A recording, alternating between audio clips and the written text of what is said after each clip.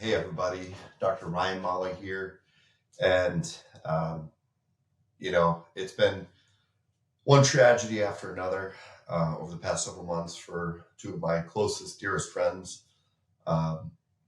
This one is obviously very, very hard because this one struck one of my best friends and my co-host of this podcast, Travis. And his mother passed away a couple weeks ago.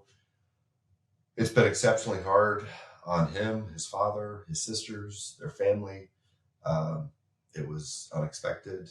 And, I didn't know your mom well, Travis, but the stories that you shared with me about her and just the way that your father spoke about her was so amazing. And he definitely was and still is head over heels in love with her. It's going to be tough.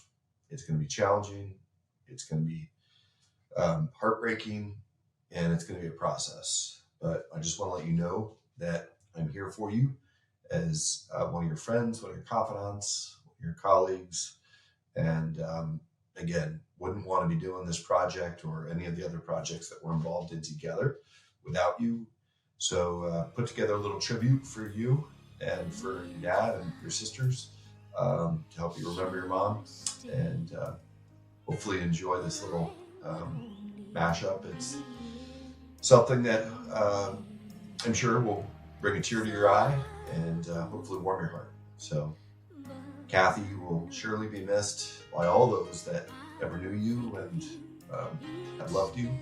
But we know that you're upstairs shining down on us from heaven. So thank you very much. And Trav, God bless you. I'm here for you and your dad and your sisters.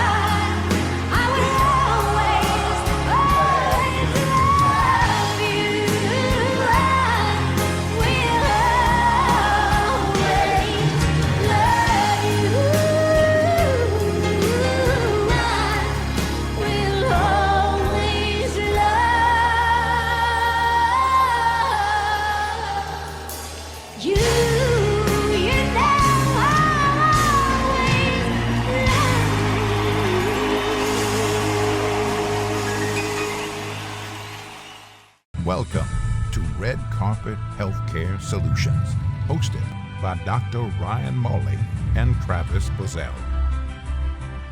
Join us on this journey as we educate the patient population, inform today's medical providers, and inspire tomorrow's medical leaders through education and in-depth discussions. We can all discover today's best healthcare solutions. Now, sit back and enjoy Red Carpet Healthcare Solutions Private Practice Podcasters. Hey everybody, welcome to Red Carpet Healthcare Solutions Private Practice Podcasters. I'm your host, Ryan Molli, joined by my co-host, Travis Bazell. So this podcast is really focused and geared around kind of trying to promote private practice in the medical world as we're dealing with, the healthcare crisis of, all the things that are occurring with the insurance world, with, hospital employment, and just trying to provide solutions for those individuals out there that are frustrated with the current environment of healthcare and from their provider standpoint, and seeing if there's ways that we can help provide those solutions. And I'm independence. Yeah, right? I'm really excited about our guest today. So you introduce him. Yeah, so I've not met him personally. Obviously, we're doing this remotely, so I'm looking at him through a camera. But our guest today, Stu Brandon. We've had the opportunity to kind of get to know him a little bit through Dr. Molli and some conversations. But he's an industry guy. Little different for this podcast because a lot of it has been geared towards, the physician side. And so I'm interested to talk with Stu a little bit about his experience in the med device world, which is kind of where I come from. So, I'm eager to kind of get into this and chat with him about some stuff. I'm sure there's going to be some things that co-align here, but excited. The one thing about him though, he is industry, but he's not. It's like his own little world that he's kind of created. And an advocate for exactly what we're talking about, which is really interesting because, I think when we've talked about this too, industry people just like coming and, aligning with what we're talking about with private practice. So, so without further ado, everybody, Stu Brandon. Welcome, Stu. Well, thank you for having me. It's an honor to be on this. I've listened to all of your episodes, and Daniel Paul, I interviewed him as well. And what I love about guys like him is he is just doing something so unique. So to be included with that, and Dr. Parsons and Dr. Lombardi, it's an honor for me. Thank you. No, we appreciate you taking the time out. And I know this kind of been a long time coming, trying to, get the schedules to align. So, I guess just to kind of get this started off, if you could kind of give us the 30,000, foot view of Stu Brandon and kind of your background and, where you're from and maybe where you went to school and how you got here, what you did and what you're doing now. Yeah. So the quick 30,000 view is I grew up in an orthopedic family. My dad was a private practice, or he's a retired private practice orthopedic surgeon. I grew up in DeKalb, Illinois, and it was really cool growing up with my dad as an orthopedic surgeon. He was the local, he was the team physician for all the local high schools, but as well as Northern Illinois University. I know you guys are kind of in MAC territory there, or not too far from MAC territory in PA. But it was really cool just to be able to go down on the field with him and see him treat, my heroes growing up. And that's what drove a lot of my passion to pursue playing basketball. Played small college basketball. Then this is going to date me, but my dad never actually had a PA. He always had people that he trained how to scrub. And so in between my junior year of college and senior year, I actually scrubbed for him for a summer holding legs because he was in between PAs. But all that time, I had no idea I was going to get into med device. So I was standing there holding retractors, looking at the clock, thinking, when can I go play noon ball at the Y or noon ball elsewhere? What type of orthopedic surgeon was your father? Because this is probably prior to like that subspecialization period. Correct. Okay. He was a general orthopod. He came to DeKalb in 1969 and started that. Interestingly enough, he was he was in residency with Nas Eftekar and Jorge Galante, and it was very interesting to me. The first academy I went to in 1996, he said, "Hey Stu, come here. I want to introduce you to Dr. Galante." And I was naive. I thought Dr. Galante was just another friend of his, another old guy like my dad, right? And then it wasn't until years later that I realized the impact that you linked those two names together. Correct. He just introduced me to like one of the guys on the Mount Rushmore of total joints. Yeah. Wow. What a small world. It's a very small world. So before we get too deep into that, I know you're a basketball guy. You know I'm a basketball guy. What did you think of the game last night? So, I mean, we're recording on Tuesday, April 9th, right? Was it the 9th? 9th, Yeah. Yeah, so yesterday was, last night was a national championship game between UConn and Purdue. Obviously, UConn won. Yep. Thoughts? What were your thoughts of the game? Did you think UConn was going to win? What's your thoughts on Zach Edey? What's your thoughts on the UConn potential dynasty? Some game feedback. Yeah. So my take on it is, I'm a big Illinois fan. They haven't done very well against Purdue, but I wanted Purdue to win. But Zach Edey actually played better against their big guy than I thought he was going to. I thought he'd have some trouble because he's, you don't see many guys equivalent to 7'4", and UConn's guy, he's a big guy as well, as Illinois found out a few games ago. But it was just clear that UConn's supporting cast, even as they were pressing, Purdue was pressing towards the end of the game, last 10 minutes, is just UConn pass, cross half court, zero trouble with it. And I think that's, the supporting cast just is so much more athletic for UConn. And I hope they're not a dynasty, because that's what I love about college hoops and March Madness, are all the upsets, right? Yeah. No, I don't mind to see the back-to-back, though. I mean, it's been a while since the Florida Gators, 06, 07. Yep. Yeah. Right? And then Duke in the 90s before that, I think. Yeah. Or no. Arkansas did it, I think, didn't they? Not since. I think they got a fighting chance next year with the new coach hire. But no. I think Arkansas won one and lost in a championship game. Is that right? Maybe, but the first back-to-back since Florida was with UConn. And that was, Noah, who's the guy on the Celtics? Tatum? No, the guy that's still playing. Oh, God, why am Al I drawing a Horford. blank? Al Horford. Yeah, he was guy. on that team too. Yeah. But I would agree. I think the supporting cast was pivotal, because the beginning of the game, Zach Edey was unstoppable. Even though, the big guy from UConn was doing his best to wear him down, and I think he did, right? Because he had to work hard for each of those buckets. Zach Edey did, but eventually it was just like, all right, Zach, you can't do all this, because I think he had like 11 of their first 16 points or something like that. And then you've got Cam Spencer coming in, hitting some big buckets. You've got the other guards on UConn coming in, playing big minutes and making big buckets. And I mean, it's funny. Stu, I agree with you. I personally, the back-to-back's cool.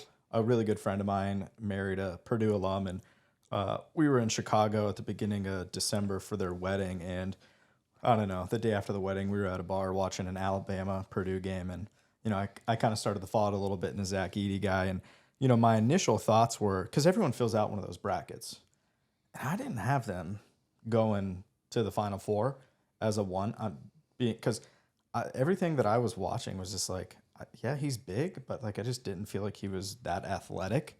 He had some, ball possession issues. He just got pickpocketed a lot. I feel like, at least, maybe, again, I didn't watch every game, but, like, it just seemed kind of repetitive from what I was watching. And then he just... But it's repetitively unstoppable, because he's so big. Yeah, Correct. but he's got that move, and he goes, and, there's just no way you can stop it. There's nothing you can do. So I thought that potentially was going to be the difference. And the other thing that has nothing to do with the game, and I don't want to get into politics, but I was reading an article the other day, with collegiate sports and all the NIL stuff. So I didn't realize, so he's here on a visa because he's a Canadian citizen. He's from Toronto. That he can't participate in the NIL deals. Yeah, no. And it's like, I don't know, man. That's garbage. Yeah, it's like, I don't understand that, like, at all. Like, if he can do that, like, back in Canada. Like, I'm not super well versed in NIL deals or how all that stuff works, but it's like, I think the idea is that these guys are supposed to be able to make money now, and it's like, that just seems like a really stupid whether reason. you agree with they should make money or not, it should be across the board. it shouldn't be, oh, this guy's from Canada, he can't make money. Correct. Well, I mean, Seems kind of stupid to me. But yeah. nothing to do with the outcome of the game, but Nothing to do with private practice either. But I was interested when I read that. I'm like, Other than a lot of private practice orthopods are big sports fans. yeah. that's So true. hopefully this is a little entertaining to them. Yeah. But Guys, we'll get Zach Eady's, we'll get his P.O. box. Maybe you guys can drop off a little mailbox money for him or something. I don't know. I'd like to have him on the podcast, but I don't think it wouldn't work. His knees would be like up on top of mine during Be this. remotely, but we wouldn't be able to see his face. No, he'd be in person. We'd have to be in person. We'd have to adjust that camera up pretty high. Yeah, seriously. So let's get into it. Yeah. So, one of the things that, I was just kind of reading, and I know obviously, we kind of got off track with kind of the hoops talk, but, a little bit more about kind of your background. Like, so come from orthopedic family, dad's an orthopod, did some, scrub tech stuff. And so it's like, okay, then, and you go on. So is it NC State? No, I went to a small private school near Chicago. What was I reading? NC State? I don't know where I got that from, but now, so you get Where'd you go, Stu? Yeah. So I went to Judson College in Elgin, Illinois. We're a small NAIA school. Okay. Oh, that's what it was. I'm going to talk to Allie. I did see that NAIA just did away with a transgender female athletes. You see that? No. Yeah. I did not see that. Oh, yeah. I just read it yesterday. No transgender females can participate in NAIA sports, which I mean, I agree with. Right. I support that 100%. Yeah. But it doesn't apply the other way. Like if any transgender males, which I have to think about what that even means, but biological females that are becoming males, if they want to participate in the male sports, they can, but it doesn't work the other way, which I mean, makes sense. Yeah. I mean, I just think that whole conversation continues to get more convoluted the more we have it. So it's just like, yeah, I don't know. But, okay. Now, how do you get from where you're at to I'm getting into med device? Like, what does that path look like? Yeah. So transparently, my senior year in college, as basketball season was winding down, I had no idea what I was going to do. My wife and I got engaged. We got married in the summer after I graduated from college.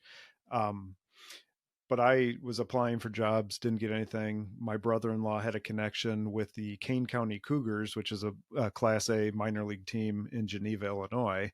So I did a sports marketing fellowship, and it was a lot of fun. They offered me a job. It was for $15,000 a year, which getting married, even in 1993, $15,000 wasn't a lot, just to inform you guys, because I know you're both younger than me. But in that period of time, second semester, my dad did put me in contact with the local DePuy distributor. I talked with him. They weren't looking for anybody. And then just by chance, at the end of July, after my internship was done and we got married back from my honeymoon, and I'm going to date myself, there was a message on my answering machine that they were looking for someone.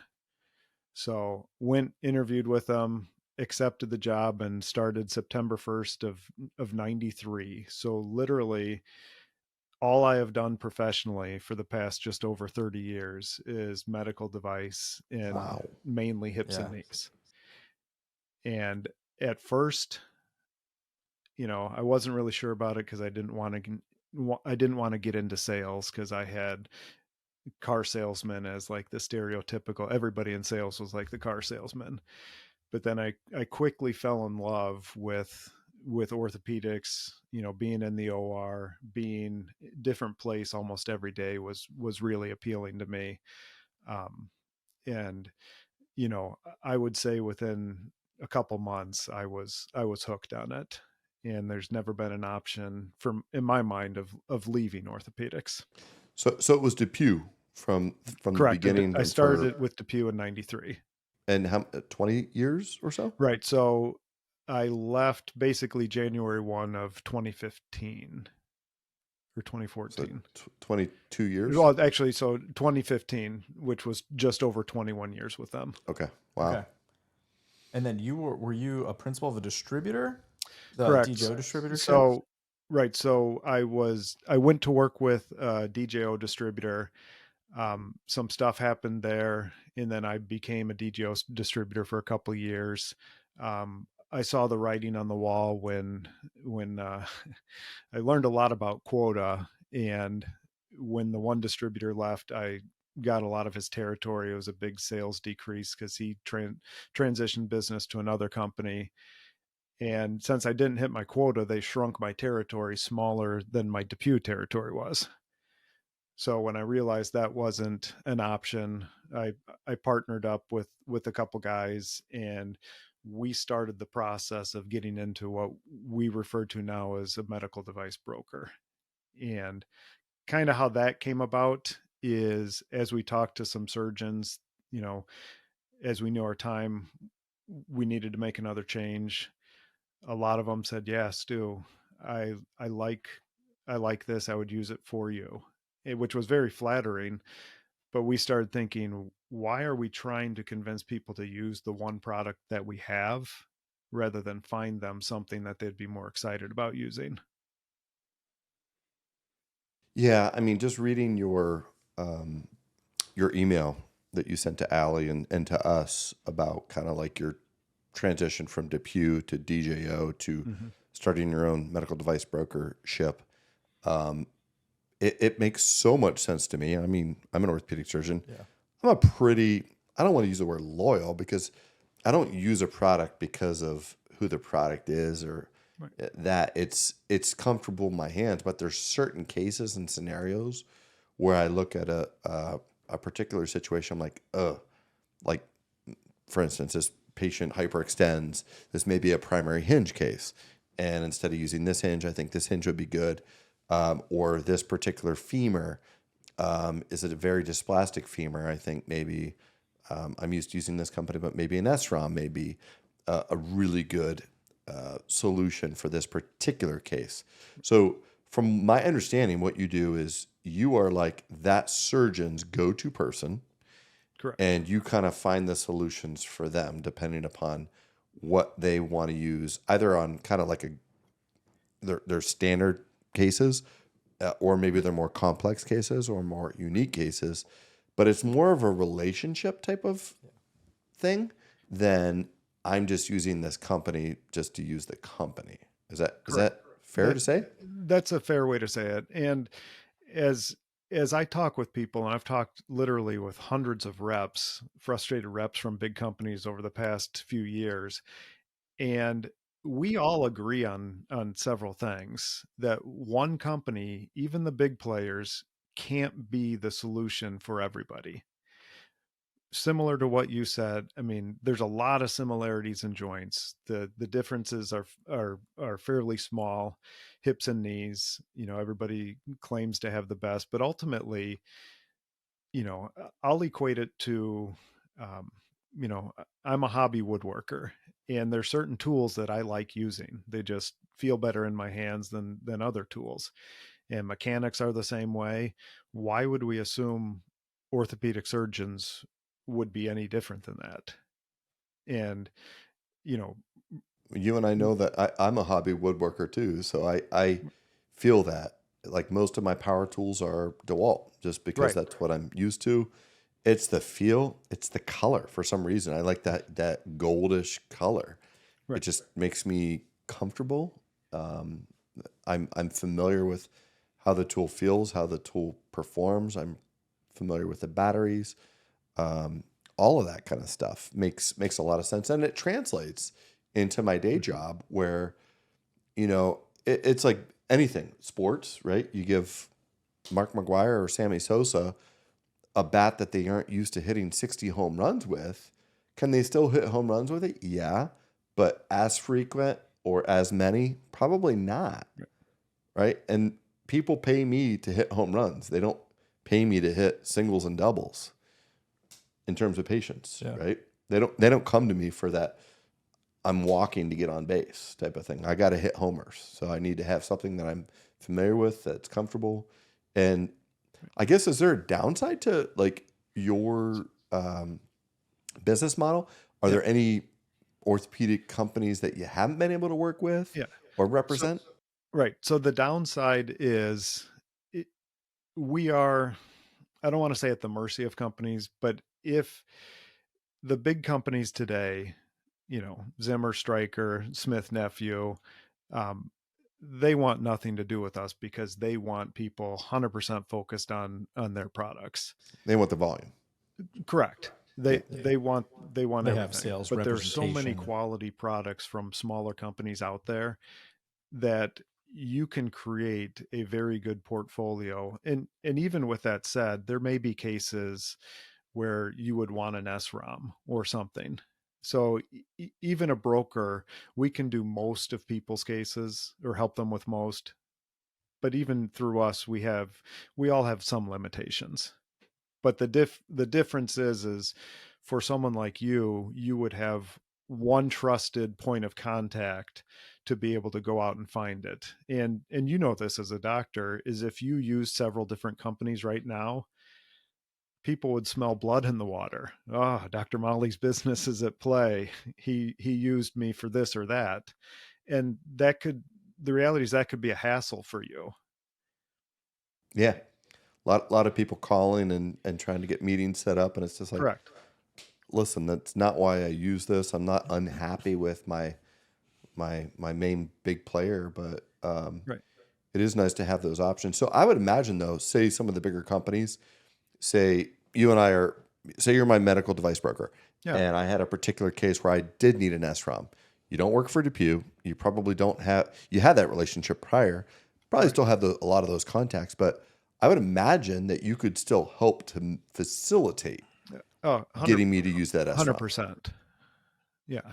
I just, for that, they're not at the point yet where they would embrace the thought of me representing them as well. Sure. So is that just more like a pro bono type of thing that you would do? Correct. I mean, I could get everything lined up for you and make sure that everything is where it needs to be, when it needs to be, through the local rep. But as a broker, I would make sure that everything was there. Yeah, and that's for me, that's just like another value add difference too. about this. It is different for every surgeon because every surgeon and every practice is different. What you want out of your rep is different than almost any other orthopedic surgeon out there. Yeah, no, that's interesting too. So, I mean, that makes a lot more sense to me now. I feel like when I was reading the bio and kind of understanding the business model, I mean, it's exactly kind of what you just described in terms of like, I think broker kind of, is the good kind of descriptive word there, because it really does kind of like, okay, we're kind of a one-stop shop, right? But for me, it sounds too, like there's a service arm to it, right? I mean, so it's that continuity, that communication piece, like, because for us, I mean, when I left, the manufacturer world and started our own thing, it was sort of like, okay, we're going to use, Doc, what do you like, right? Like, let's talk about what your options are and what your comfort level is with, all these things. So we can work with a number of different manufacturers, but really it's like, it's exactly what you're talking about. Like, yeah, we might not be a distributor or have an ISR agreement with this specific manufacturer, but we get a lot of business and have a great working relationship. So the value add piece is I'm going to take some headache off of you by making these connections and making sure that you have what you need that day, regardless of whether my involvement in that, from a fiscal standpoint, financially, whether you're benefiting from it or not, because ultimately at the end of the day, there's a bigger picture there in terms of, okay, this is going to make sense because down the road, it just makes your life easier. And if his life is easier, ultimately you're a no-brainer for them. Right. And so, Right. I mean, so that makes a ton of sense. And you're right too. I mean, the more and more that we've kind of have delved into this, I mean, yeah, obviously you've got the big players in the market, but I mean, there are a ton of companies that, small boutique companies that are doing lots of really cool stuff and just don't have that exposure, hard to get on hospital contracts. So private practice, ASCs, that sort of conversation is so much easier to have because you take the big corporate hospital out of the equation, right? Because it's like, that little company where they already have 15 screws, of which 5 of them are on contract, and those other backup ones have been waiting for 10 years, and it's never going to happen, right? Where going to the private practice and partnering with somebody like a Dr. Molli or some of the guys in your network, where it's like, they probably have some influence at the surgery center or the surgical hospital. They probably have some equity. So, it's a relationship. It's more than just, like you said, it's like, it's not just like a sales rep, right? I mean, it's like, it becomes a partnership because it's mutually beneficial for, both parties. But, on the other end too, it's just like there's leverage there, and there's wins for everybody. But like, have you found getting to have that conversation has been challenging, is getting more challenging, or like, because I know a lot of these big companies, right? I mean, they put a lot into, their sales force, their CMR tools, their inside. I mean, they're just like blasting these people with, all types of stuff every day. Like, what does that look like for you in terms of like making that contact? Right. Well, it has become far easier today than it was 5 years ago. Yeah, I thought that's Because what you were going to say. this is something that the reality is, spine reps have been doing this for a while. Foot and ankle reps have been doing it for a while, realizing you got to bring in ancillary stuff, being a one-stop shop, but it was never done in total joints, or widely done in total joints, even though there are people out there. There was a guy, I mean, I'm ashamed to say this, but there was a guy that I talked with early on in my career who was doing this in the late 90s. And he was talking about me coming to work with him. And I am embarrassed to say this with what I do now, but I looked at him and I felt bad for this guy, because he was about my age now. And I thought he was having to do business in Wisconsin, Illinois, Indiana, and Michigan, kind of to make ends meet. And I was like, man, wouldn't it be nice if you could just work for one of the legitimate companies? And now what I'm doing, as I look back, is that he was just so far ahead of his time that he was well diversified. He understood how things were going. He had SRAM at one point, then J&J bought it, but he found other quality products. But Travis, to something that you said a little bit ago, is the way I like to describe it is, it's like the insurance companies. You have insurance brokers, where if you go to your local independent insurance broker, ask him for an auto quote, he's going to bring you 5 or 6 and walk you through benefits of both, and ultimately you choose the one that you like, that fits you. Where you go to Allstate or State Farm and ask for an auto policy, they're giving you their products. Sure. And that's all they'll try and push on you. And so there is some level of a conflict of interest with device reps, correct? I mean, and if No you're doubt. tied with one company, it gets amplified. Yeah. So, I mean, I think the other thing too, there, where the common misconception though is, from that, broker or distributor, or, that model versus like, a direct model. It's like, they're, whether it's a commission rate or, a margin, however you want to describe it. I mean, yeah, it's postured a little bit differently, but those big manufacturers, they have the same exact agreement with the direct rep. They just call it a salary, right? So, where it's just like, well, but it's going to be more expensive from you because you have to, buy it and then it's like, it doesn't work like that, right? And so, they actually save money, right, by working through, brokers and distributors like that, because it's a much smaller percentage. There's no overhead, and you kind of eat what you kill, right? So it's not like, there's this overhead. And so, yeah, that's why I think, a lot of the, the boutique companies, obviously it makes a ton of sense, because they don't have to pay anybody or, anyone anything unless they sell something, which is a huge upside for them, right? Because the investment or the risk on their end is very minimal. And the upside though is like, well, those companies don't have anyone to go out and talk about it. So who's coming to talk to Dr. Molli about this new system or this new technique or this new, antibiotic cement or whatever it might be, right? Something new. So these guys they're not interested in coming to chat with him about any of that stuff, because it's like, well, we don't have it. We don't have anything like it. We've talked to him about something similar before, but he didn't like it. But these boutique companies, it becomes kind of challenging because the overhead and the cost of a direct sales force to do that is very expensive. And so being able to get in front of, these groups by having, a couple guys like you, in a state all across the country, it's like you just open up that network. Well, one of the things that I think is so important to me, and I believe is very important to a lot of surgeons out there, is the relationship and the trust piece, right? And this is really what like our relationship was kind of founded on, and what my current rep relationship is. Yeah. It's just like my reps aren't selling me products or companies; they're selling me solutions, right? And problem solving and value add. And you know, if I come across a particular case, I'll mention it to my rep. I'll be like, yeah, no, your product is not the best for this particular case.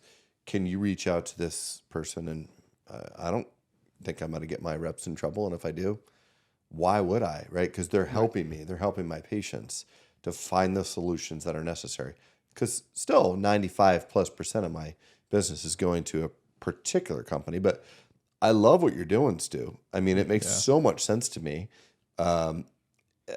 You know, it kind of segues into that text message that I sent to you earlier is, you know, the whole sole purpose of this podcast that Travis and I started was like, it's the title. It's Private Practice Podcasters. Like, so you work with lots of orthopedic surgeons, I would imagine. I would imagine all ends of the spectrum.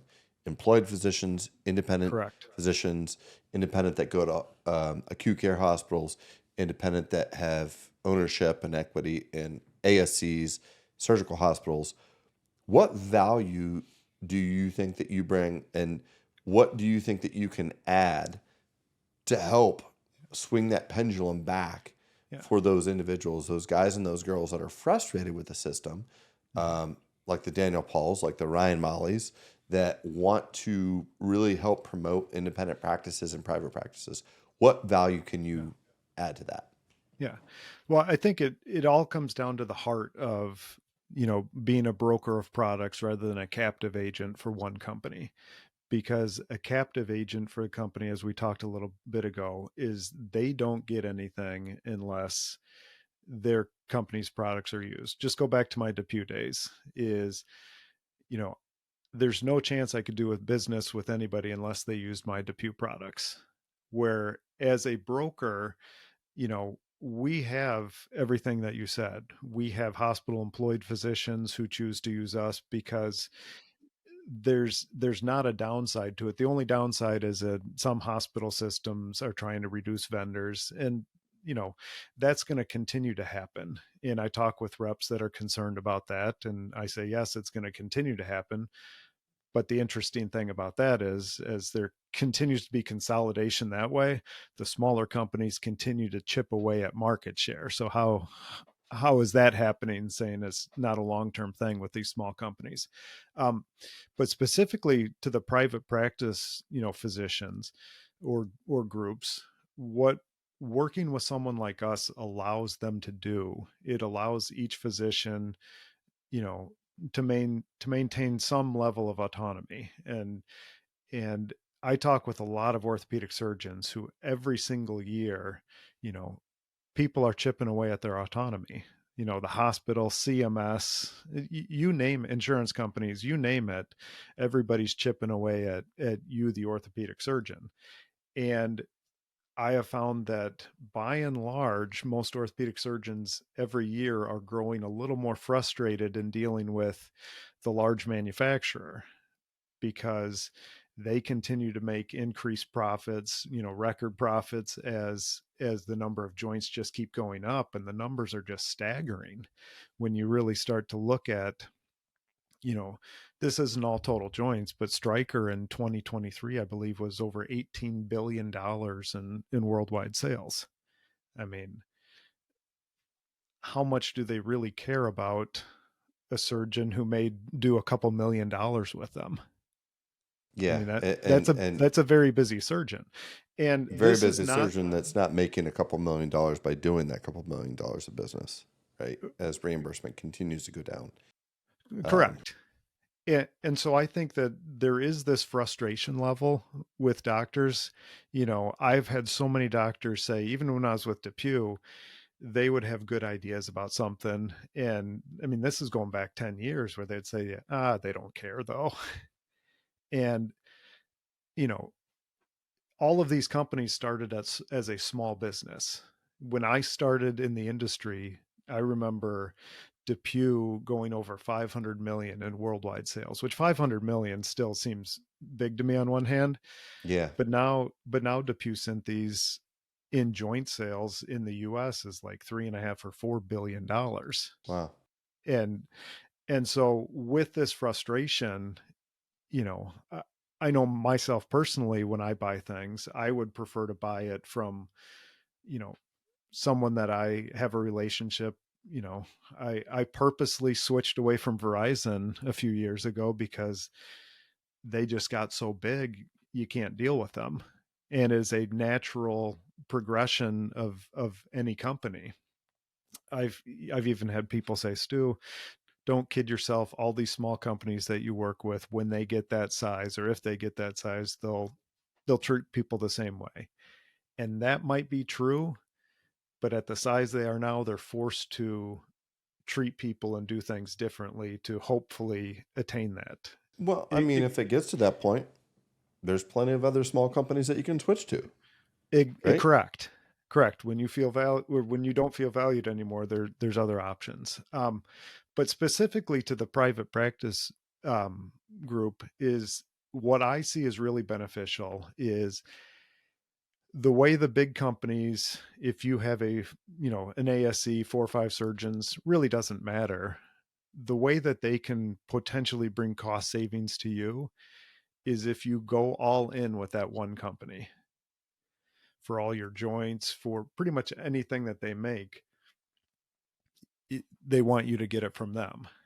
And what happens in that scenario is a lot of the surgeons are not necessarily getting what they want, and they're feeling forced into doing this. Whereas if you would do it with multiple small companies, the hassle with that is who in your practice is going to take the time to figure out what your options are. I mean, that would be an overwhelming job. Well, so I there have is a a way to do hypothetical it. question I'd like to ask you. Okay. So say, and I'm just going to use me as the example here, just because it makes sense to me. I'm not saying that this is reality, but say I came to you and I said, Stu, you live in Illinois, right? I live in Pennsylvania. There's no way you're going to come in and cover my cases, right? Well, it depends. I would definitely No, be you're there not. to Because help I'm there Monday, get, Tuesday, you get Wednesday. My going. partner's there Thursday. You got to Right. live here, right? So Right. this is my hypothetical scenario here. And then say there's another orthopedic surgeon that I have that uses a different company that I use, that maybe does a different type of orthopedics. Like I'm exclusively total joints, hips, and knees. I've got a shoulder guy. I've got a sports med guy. So say we were to come to you, Stu Brandon, say, hey, what can you do for us at our surgical hospital, physician-owned surgical hospital? And because you'd have to have on-site representation, right? I mean, Right. because I'm not going to go into a case where I don't have somebody there. Correct. Not that I need the rep, and this is just for some of the lay people out there too, is like a lot of people think that the reps are like telling the surgeons how to do the case.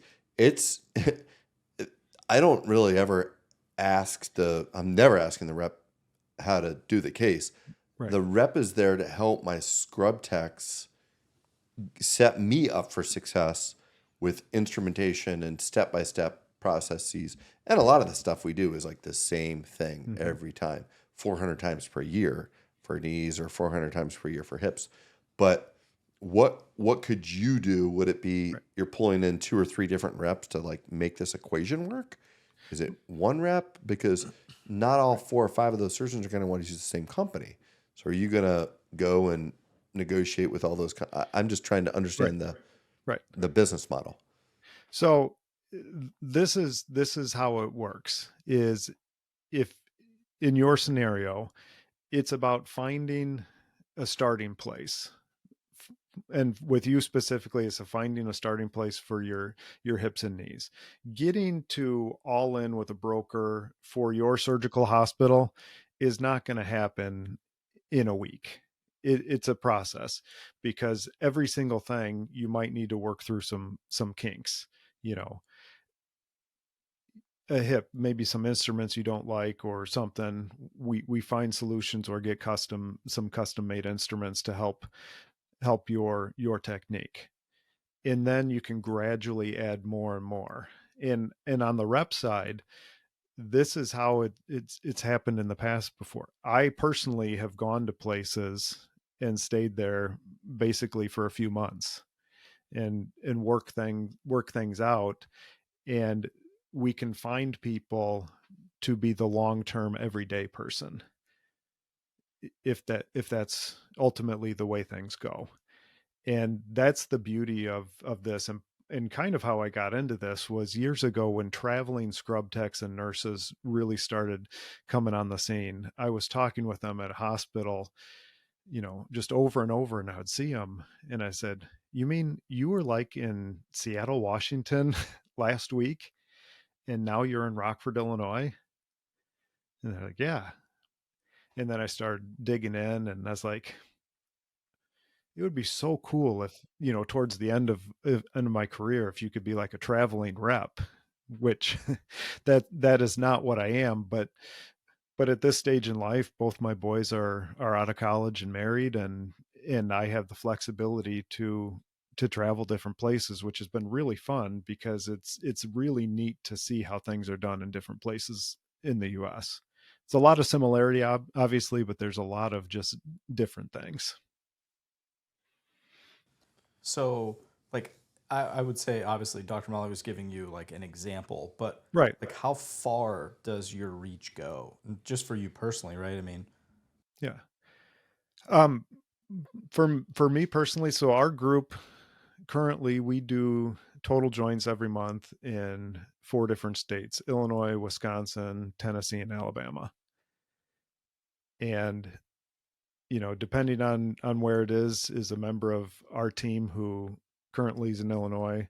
You know, we frequently are the ones that go to Tennessee. You know, the guy using our stuff at a particular hospital down there, he's not as busy as you, Dr. Molli. Did 3 total hips yesterday, though, in a community-based hospital. Is a friend of mine who moved from Illinois, and that's kind of how I started branching outside of Illinois, as I realized, hey, this is kind of fun to go places. But the reality is with total joints, they're scheduled procedures. You have your operative days. Yes, some stuff can pop up, but it's very doable until you get to the point where you find the person that the surgeon would be comfortable with, as well as I would be comfortable with taking care of the day-to-day stuff. so yeah, I guess 2 questions. One would be, from my experience, so like, we work with, so we have the DME O&P company, right? And we service health systems and patient stuff, private practice, you know, with Dr. Molli and, you know, and his partners, you know, other specialties, spine, podiatry, whatever it might be, you know, kind of in like an hour and a half radius outside of Erie. Can't go any further north, or we're in the lake, right? So, which is kind of nice because we're on a boat normally. But, you know, we started a couple of years ago, kind of like a consulting distributor arm, where, you know, whether it's instrumentation or hardware, just other things, that biologics, things that we've kind of gotten into, kind of exactly like organically, it's just kind of like it made sense. And Dr. Molli is one of the biggest proponents of like, hey, like, what else can you help me with? Like, where he's kind of asking me, and I'm almost kind of like backstepping, like, why didn't I think of that? Right? Like, that's a really good idea. And so we have kind of evolved into that. And so one of the groups that we work with, that we do a lot of stuff with in Columbus, Ohio, you know, how I've seen that happen is like finding somebody kind of like me, you know, within that physician's network that's like, okay, this person makes sense. What's that look like? You've heard the stories about like the scrub techs, or, you know, people really close to, you know, a particular physician who because you trusting them and obviously is very important for the outcome, but the physician trusting them too. I mean, I hear him talk about, relationships over the years, from Michigan and Erie and all the, the various guys that he's worked with. And it's like, he speaks very highly of all of them. So, right, it's like kind of a double pronged thing. But what's your concern like, or how's that relationship with, so like those boutique companies? Because yeah, I know they manufacture a product that you potentially present to a group, but they have case coverage guys, right? Clinical specialists, people that go through stuff that in a pinch potentially could, cover stuff regionally depending upon, where you're at. The kind of relationships that you have with those groups, is there ever a concern that somebody tries to, go right to Dr. Molli and say, hey, Stu's in Illinois and I live in Pittsburgh and I cover cases all around. Like we can come up and do this for you direct and no big deal. Do you ever have like those kind of issues?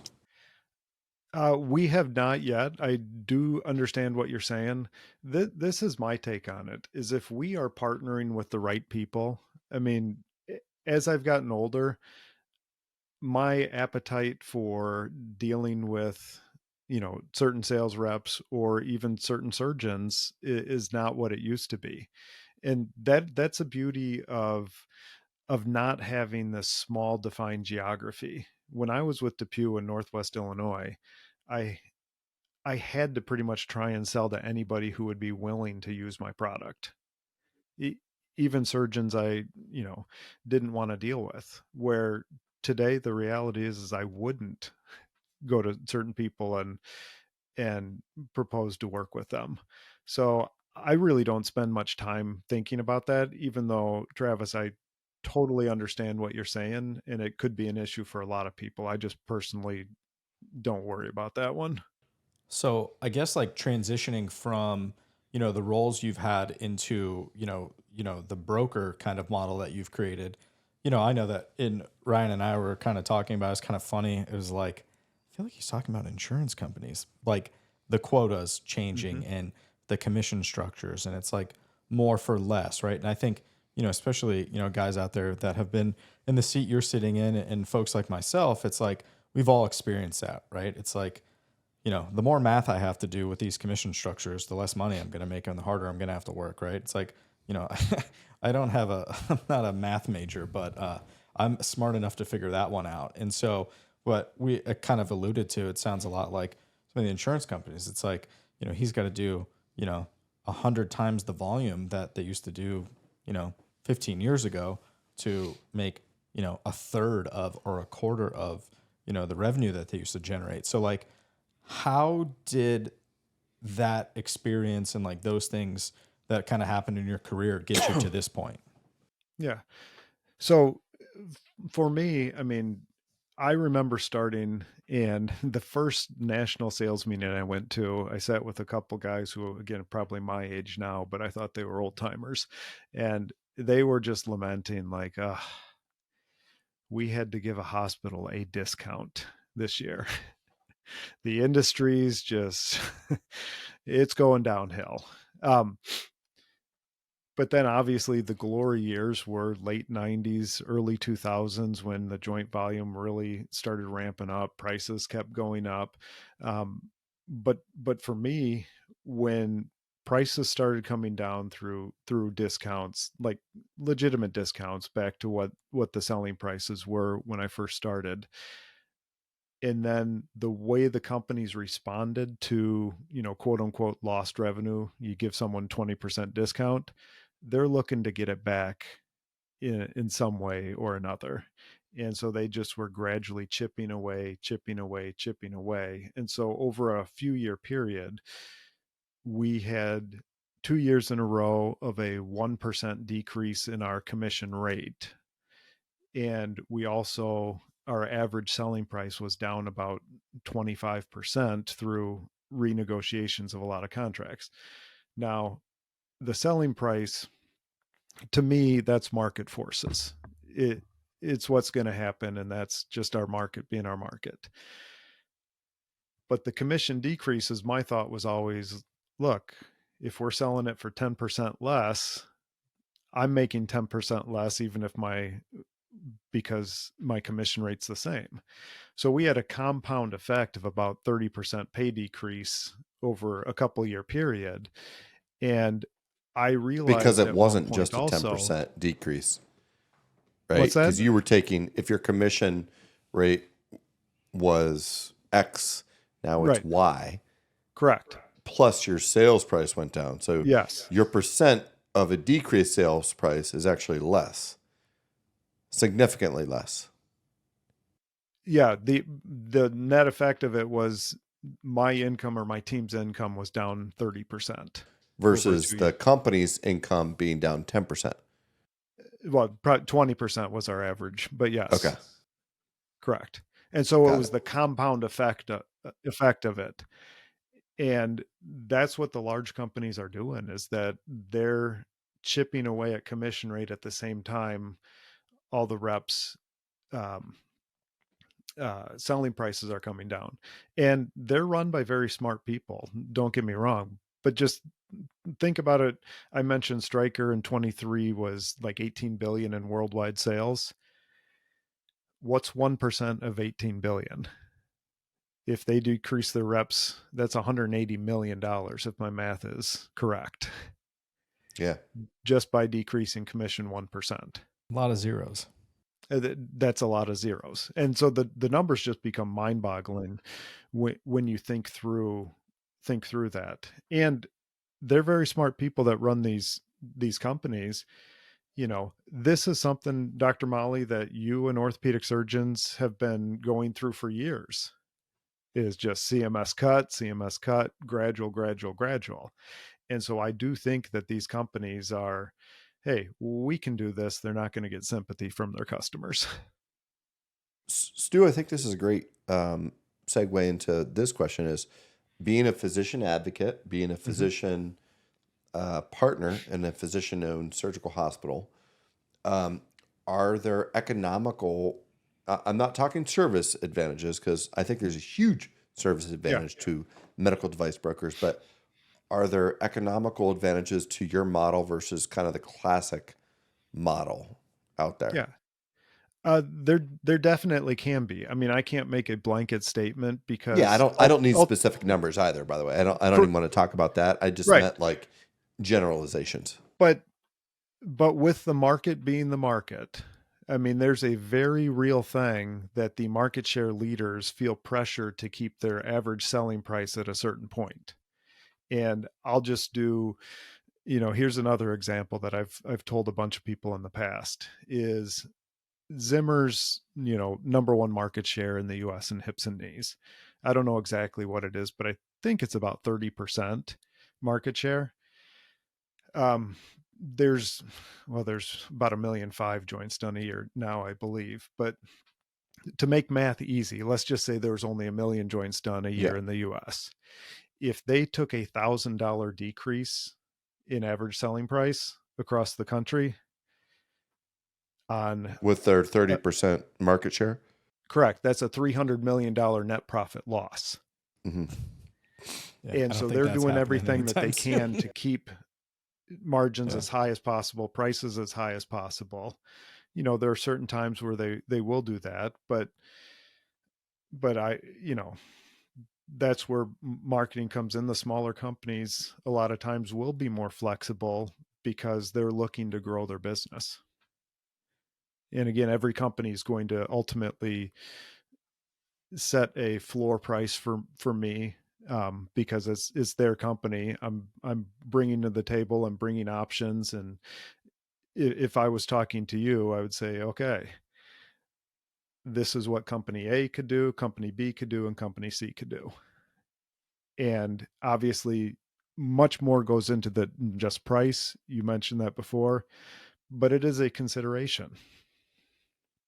Yeah. I think too, that's a part of the challenge too, though, right? Especially, in private practice, right? Where there's like a ton of autonomy in terms of like having that conversation. This is what I want to use. And, looking at the whole big, like, economic picture though, is like, yeah, you probably could use something cheaper, right? In terms of expense, like this is going to cost me less.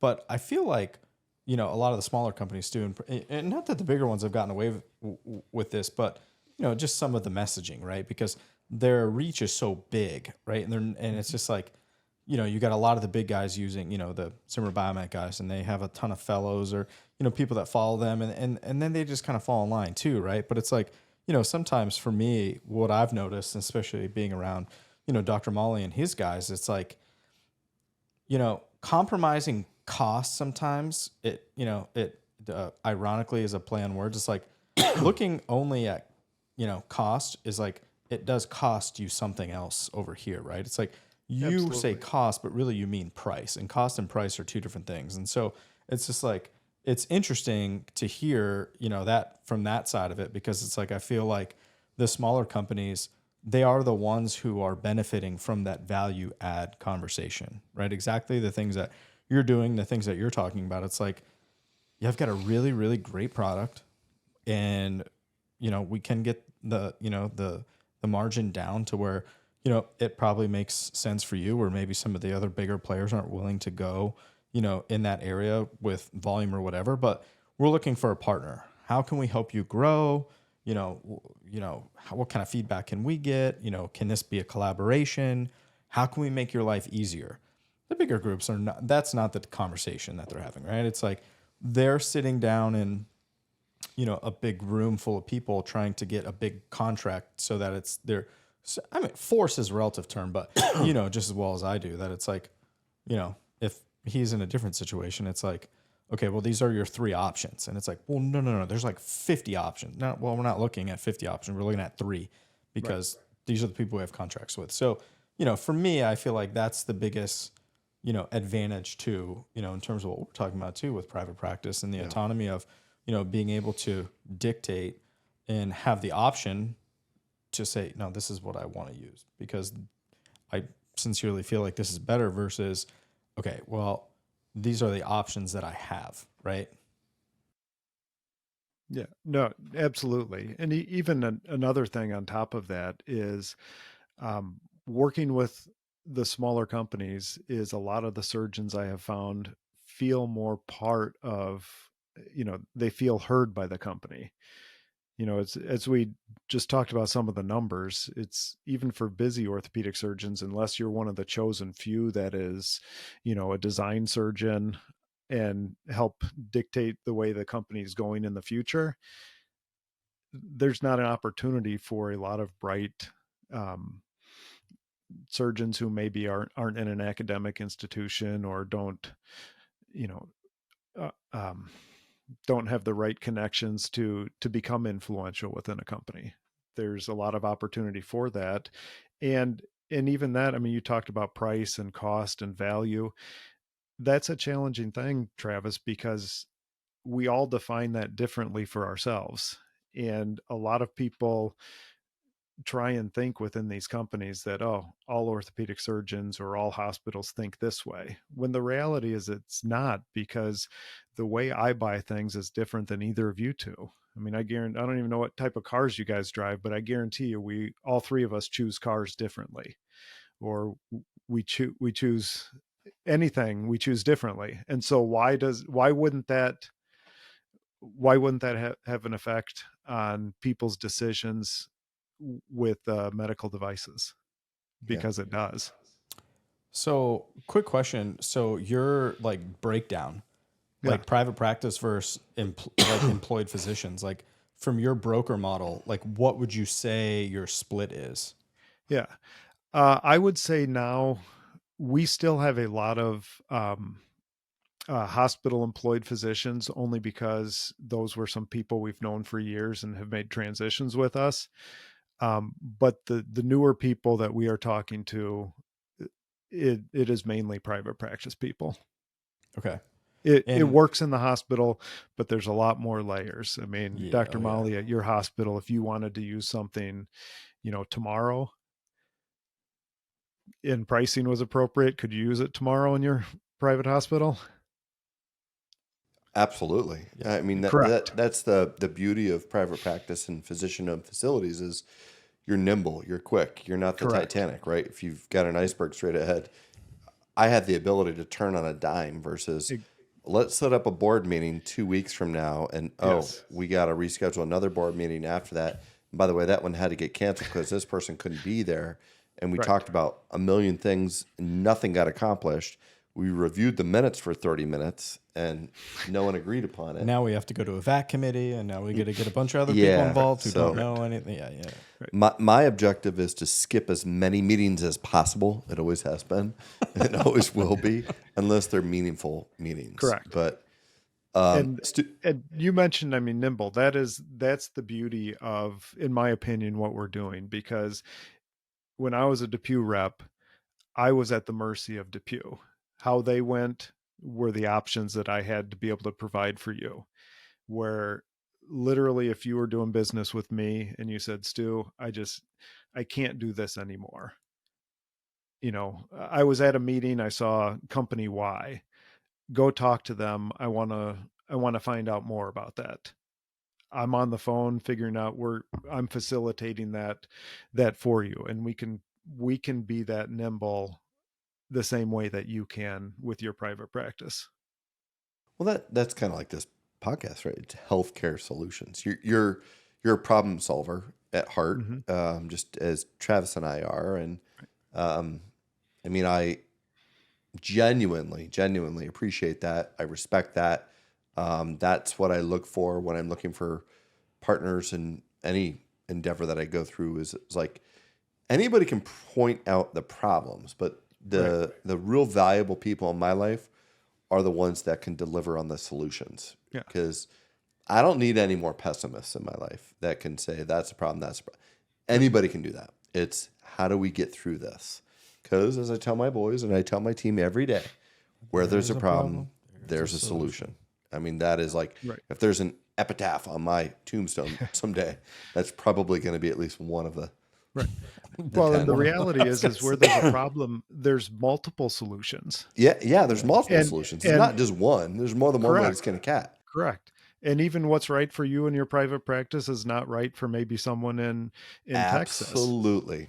And you know, the other thing too, if everything that you did and all the endeavors that you went through, it was just transparent, it's like everybody would do it, right? I mean, there's a barrier to entry because a lot of the things that we're talking about, you're going against the grain, right? I mean, you look at private practice versus employed model. You look at the percentages, you know, the pendulum looks like it's starting to shift, you know, back to but it's like, why was it, you know, my wife's grandfather, who's 96, he lives right across the street from this guy. He's an orthopedic surgeon, just like your, you know, I don't know how old your father is, but, you know, he was a general orthopod a long time ago. Art Steffi was a guy here. I mean, he was doing, you know, spinal fusions and total, I mean, he did everything, right? And so now, you know, medicine has shifted, but it's like, you know, thinking about what it looked like back then to what it looks like today, all those guys were private, right? Well, And even so- today, though, I mean, there's so many different variables. Like, even just geography. Like, a practice in Northwest Pennsylvania looks very different than a practice in Pittsburgh or something. in Illinois or Pittsburgh or Buffalo or Cleveland. I mean, it's very different geographically. It's very different. I hate to say politically, but it is from the healthcare industry. I mean, because we're in a very big UPMC and Highmark, Allegheny Health Network, dominated area, which are two insurance companies that just happen to own hospitals, and they own a lot of hospitals, pretty much all the hospitals here. Which, if that's not a conflict of interest, I don't know what could be. But So, is there any of that in your neck of the woods, Stu? Yeah, it's all different. And I'm continuing to learn about a lot of this stuff. I mean, Illinois is a certificate of need state. And I had a conversation with someone the other day, just talking through certificate of need states. And, you know, the typical split is 51% hospital ownership, 49% group. But I was talking to a person that said what some of these private practice surgeons don't understand is that even though you're in a certificate of need state and you're only 49% ownership, your reimbursement, because the hospitals control all of the pricing, it may actually benefit you, as opposed to if you were in a state where there's no certificate of need, because every reimbursement might be lower in those places. Because of that. Yeah, for sure. I mean, just in Pennsylvania, the hospital reimbursement versus ASC reimbursement is magnitudes of, I mean, it's big. It's Right. it's Double. 35, 40% Yeah, difference in the reimbursement Right. for the same exact procedure Right. because it's done in a hospital facility. Correct. Fortunately, I'm in a surgical hospital facility versus an ambulatory surgical Correct. center.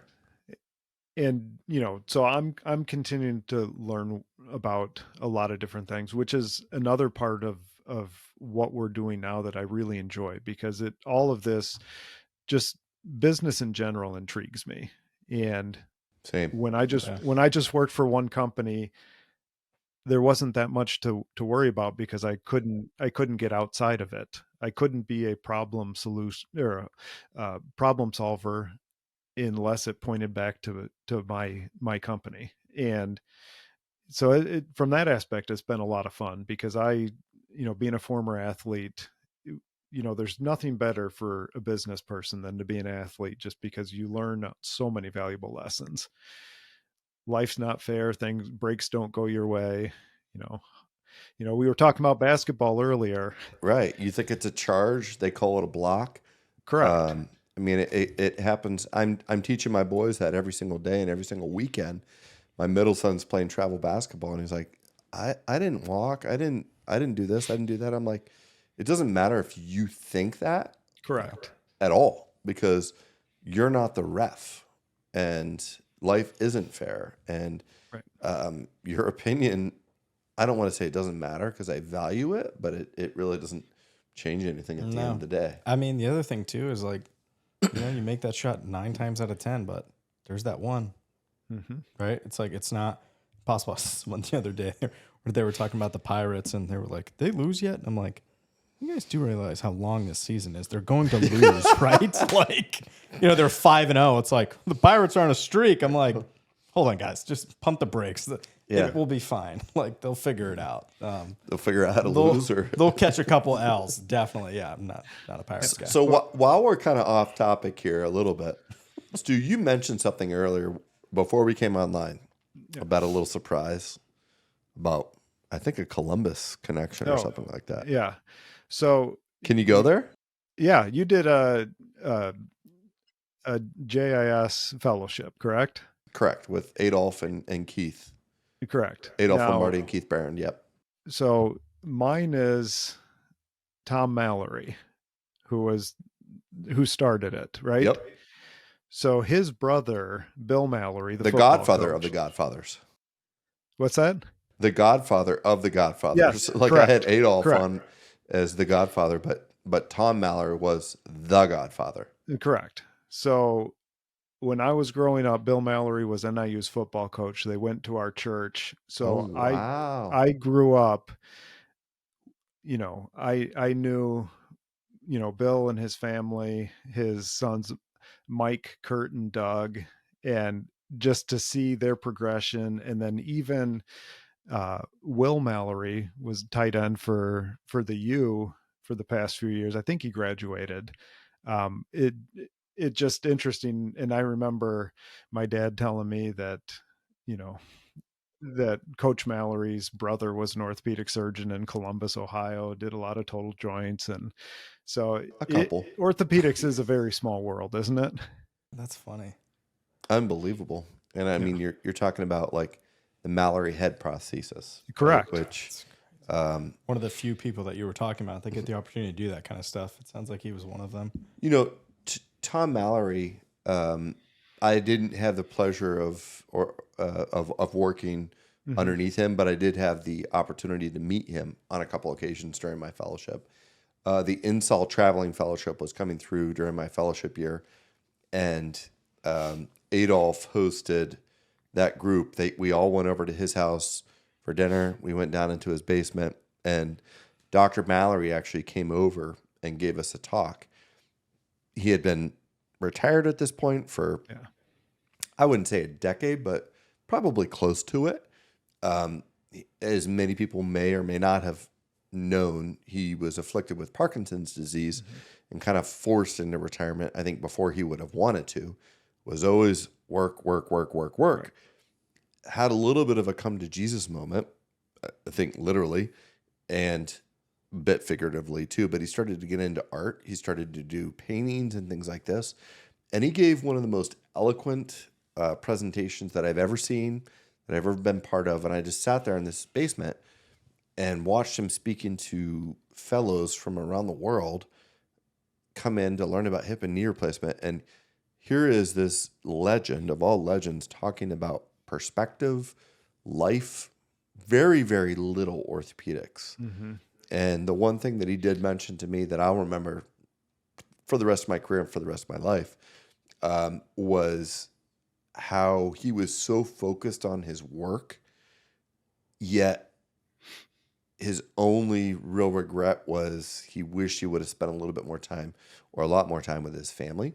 Mm-hmm. And, you hear that a lot, you read that a lot, you see that a lot, how people talk about when you're on your deathbed or you're at that moment of contemplation, very few people are going to say, I wish I would have spent more time working and less time with my family. It's usually the opposite. Right. And I've tried to kind of instill that in myself, and hopefully I can instill that with my wife and our three boys. And because life is short. Yep.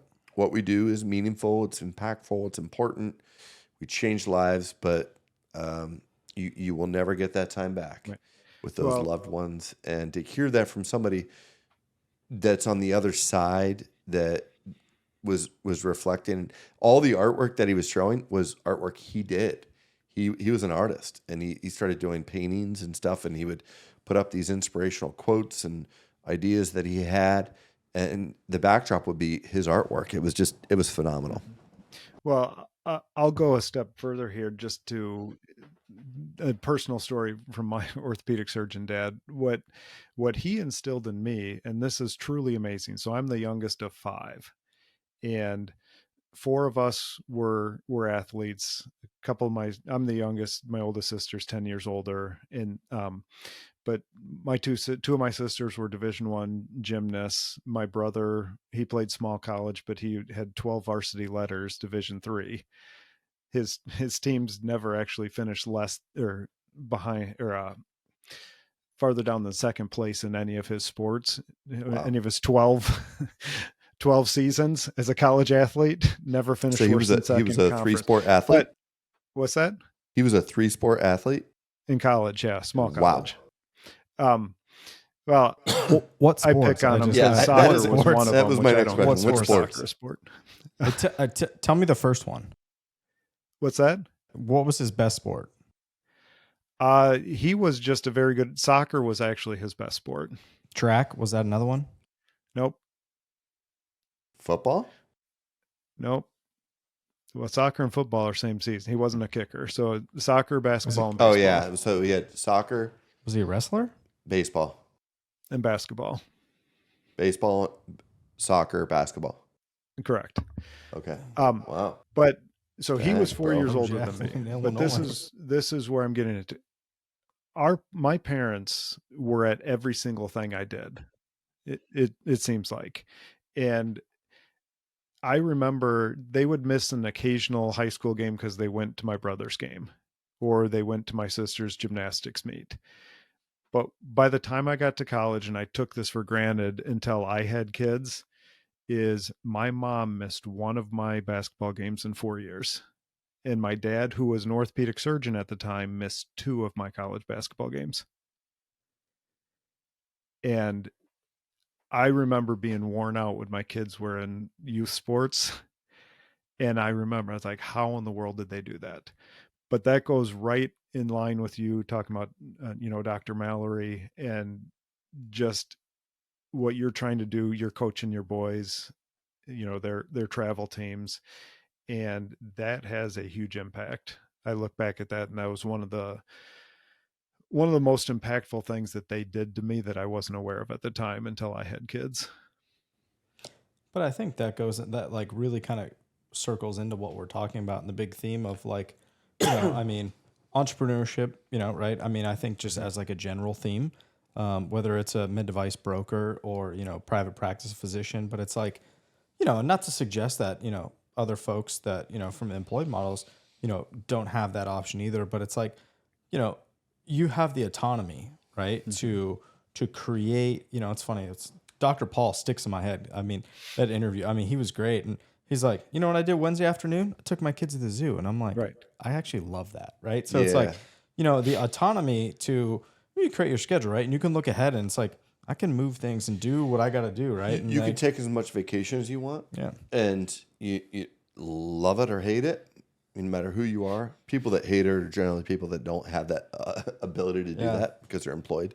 But I just know, like Lombardi, I don't think he took a lot of vacation time, but he took a lot of conference time. He was traveling, speaking, and still to this day, he's going to Japan, he's going here, he's going there.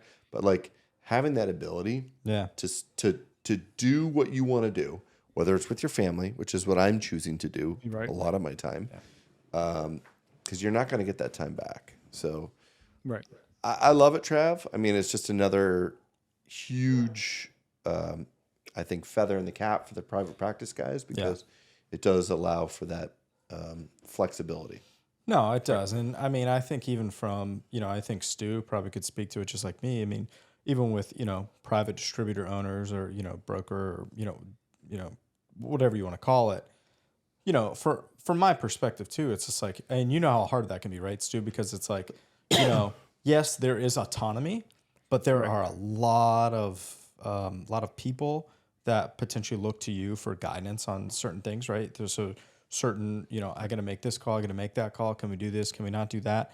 And so not only each individual, but then historically, at least the way I found it, a lot of the relationships that those people that are looking to that answer from you that they're managing it because it's your relationship, right? So it's just like, now, it's just like there's a top layer of infrastructure that you have to manage, and then there's your infrastructure that you have to manage, right? So there's multiple layers to that. And so it gets hard, even for, guys who have autonomy like you and I to get away and to be able to do stuff. And, this guy over here, he's helped me to realize, we've had some tragedy in our family over the last couple of weeks where it's like life is very short. And, if you're not, if it's like, are you working to live or living to work? Right. It's like that kind of like dynamic of like, what are you doing? And like, why are you doing it? And so I don't know if you've experienced that, but I definitely have from year one to now where it's like, okay, you know what? I'm going to schedule this time and I'm going to go do this stuff and things will be okay. Right. No, absolutely. I've talked with a lot of people who think, once you get away and you have the autonomy that you have no stress, and there's stress in everything. And we pile on more stress than we should, because we overthink things.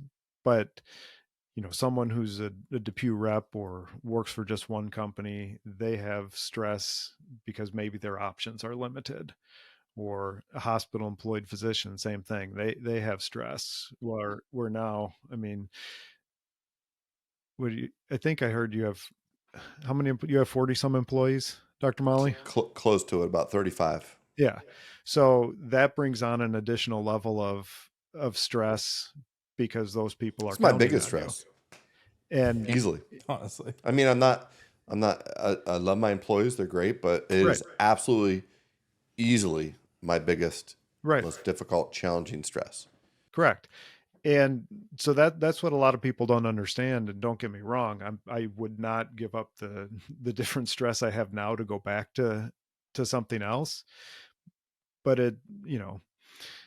it's fun and exciting to be able to try and build something. Yeah, and you control your destiny too, right? So correct.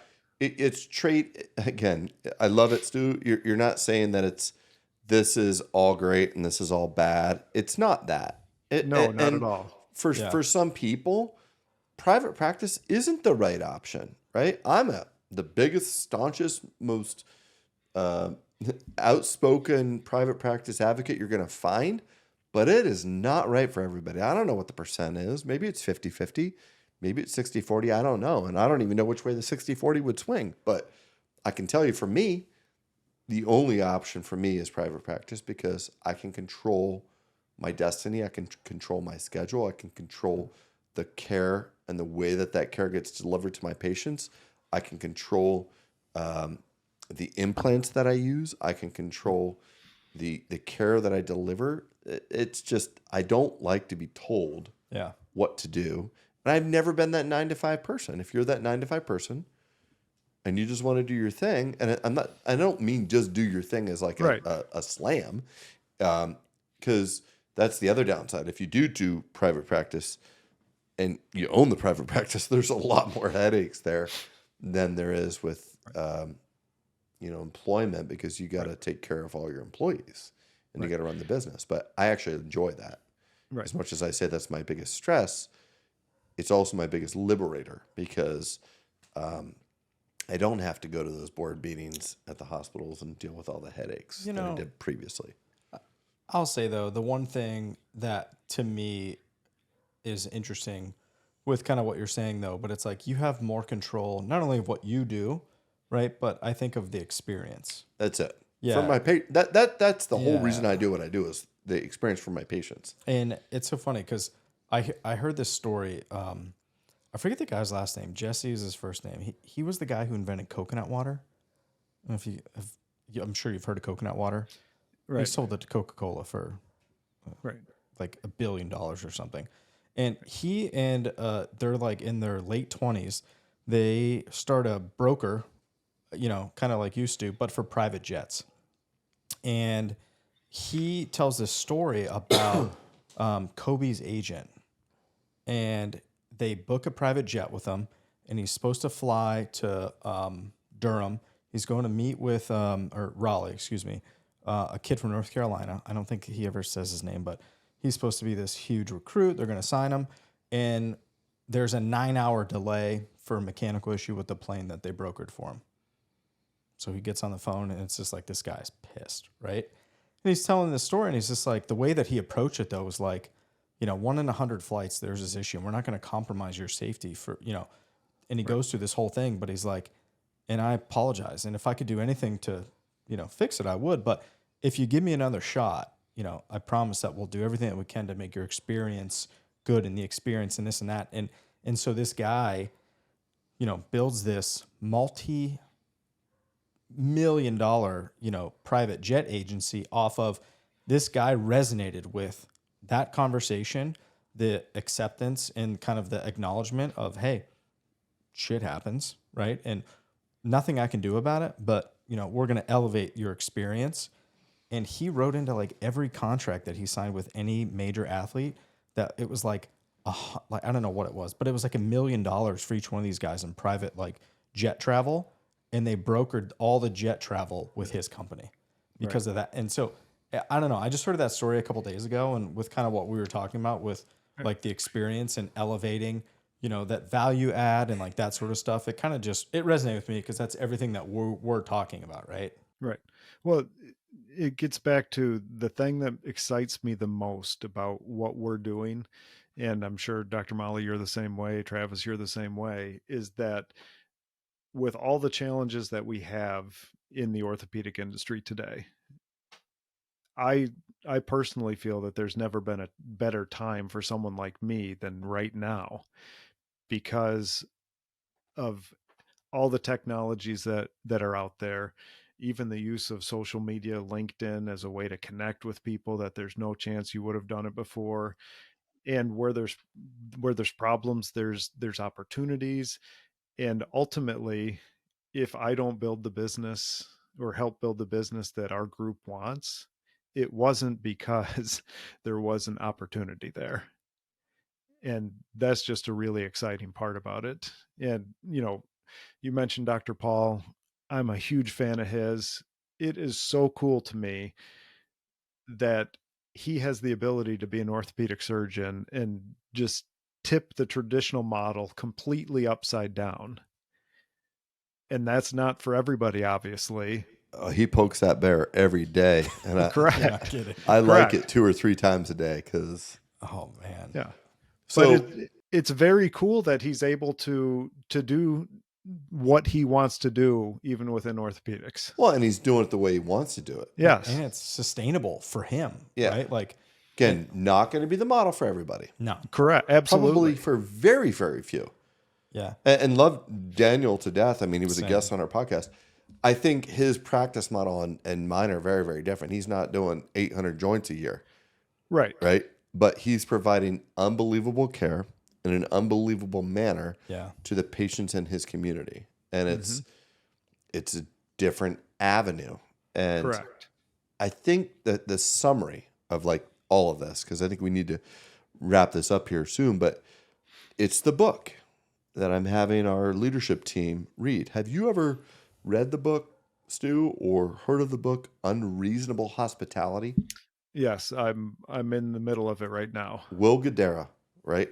Yep. So, And actually, I got it because Keith Barron was the one that I heard, or I think I heard him on like the AUKUS podcast. I heard him somewhere suggest the book. I think I saw it on LinkedIn, and I think it was him or somebody on LinkedIn. I think it was Keith, actually. It was, but I that forget posted. where I heard him. Yeah. So I got the audiobook a couple months back and just blazed through it because I have a lot of time in the car. And it so resonated with me because it is exactly the philosophy of like why I created Whole Health. And it's about the patient experience. Yeah. And the way that they go about this. Now it's a different industry. It's a restaurant industry, but it doesn't matter what the industry is because that's just like a placeholder, right? It's about what they're talking about and the way that they're providing for their customers, their clients, their patients, whatever it may be. We're all service providers, whether we want to believe it or not. We're all salesmen, whether we want to believe it or not, physicians included. And to be able to deliver more than what people are expecting is so amazing to me. Yeah. And he was able to do it. And he went from, and I don't know how far you are. I don't want to ruin it. And Travis hasn't started reading the book yet, so I don't want to ruin it for him. But where he went, where he started to where he got is so incredible and so motivating to me. And the way that he did it was all based upon service and his customers and the customer experience.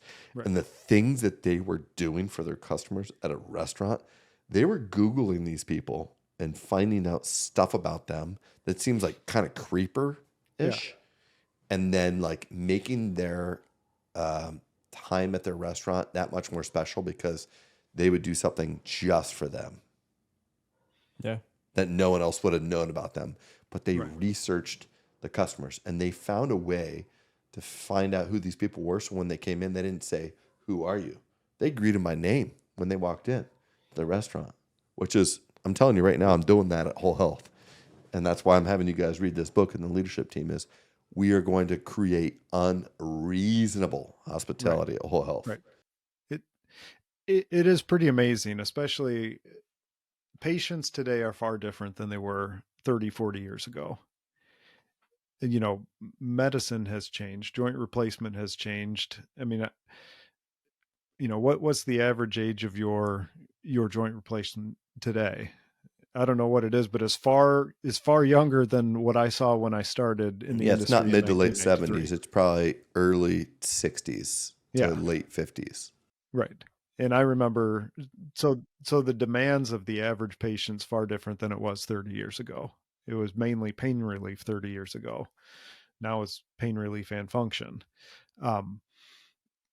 But not only that, but the experience is such a thing. The younger generation is more about experience. So as they become patients, it's going to be more about experience, whether we like it or not, right?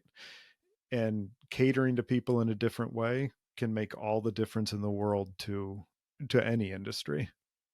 Well, I think too, and I mean, just full transparency, because that's kind of how I am.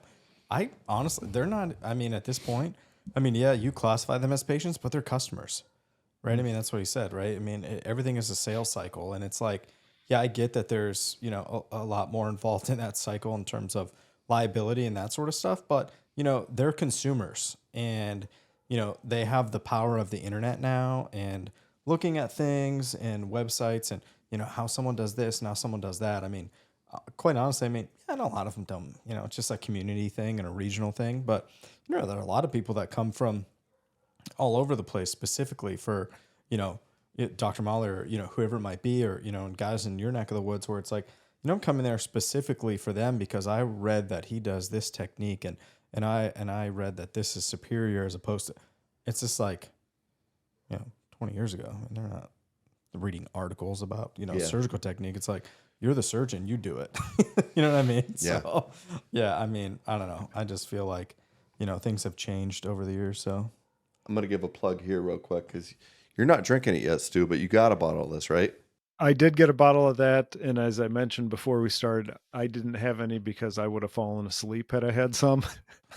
So this is it's called Saldo. It is a prisoner wine. you're going to like it. It's a red blend. I've had the red label. Which is a the red label is Tab? it's a Zinfandel, but this is a blue label, which is more of a red blend. It's a 2021. I think you're gonna like it, Stu. It's pretty bold for being such a young wine. It's only a couple years old, but It was good. It kind of pops off the tongue. I love the fact that it's just like a label maker label that they put on. Most did wines notice that I buy are because it's such a cool label and it's cool artwork and this and that. Mm-hmm. I bought this for the first time because it was the opposite of that. It was so simple and it just said Saldo. I'm like, what the hell is this? It looks like somebody made this in their basement. But it's good. It is really good. So enjoy when you get the chance to pop that open. Thank you for that. I will be enjoying it later this week. Trav, any final wrap-up questions? No, I mean, I appreciate, the candor and obviously the transparency with like your model and, just like your life experience. I mean, I think ultimately that's what it's about, right?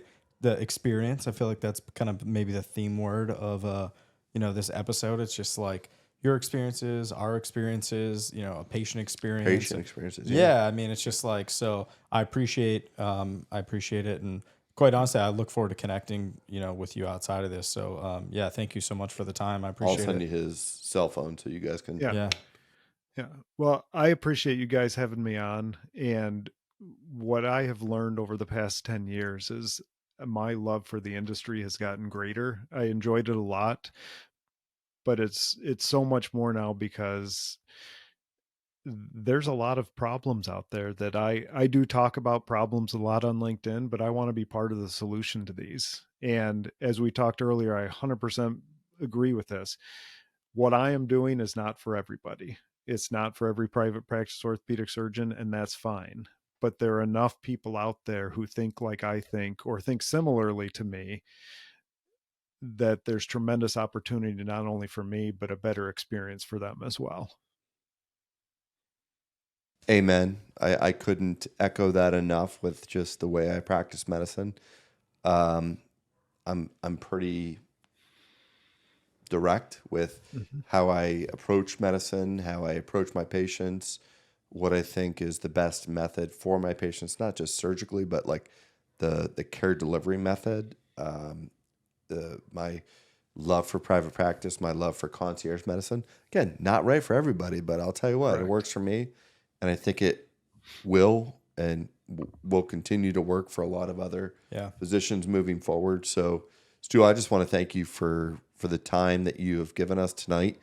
I don't even know how long it's been. The nice thing about this is I don't ever look at a clock. When I first started doing my first podcast, Hey Sawbones, I was like, all right, I want them to be 45 minutes. And my first one I ever did was like an hour and a half. And then the next one was 2 hours. I'm like, oh God.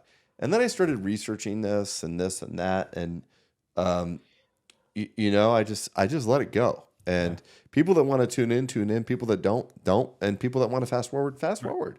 But like, I love the genuineness. I love your authenticity, Stu. I love your approach. I think what you're doing is great. I'm a staunch advocate. I want to have continued conversations with you offline about what you do and how we could maybe work together collaboratively. And I think Travis will do the same thing. And I wish your partners, I wish your family the absolute best. I love the fact that your dad was an orthopedic surgeon. Just hearing more of this is the most fun projects that I've had in 15 years is doing these podcasts, because I learn these little things about people, and my relationships that it's built has been irreplaceable. Right.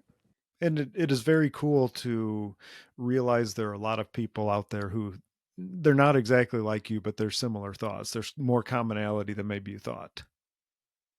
Absolutely. Yeah. Cool. Well, thank you for having me on. I really enjoyed it. Yeah, no, thank you again. I appreciate it. And I appreciate you. Likewise, bud. All right. Red Carpet Healthcare Solutions, private practice podcasters. Sweet. Thanks, guys. Thanks for tuning in.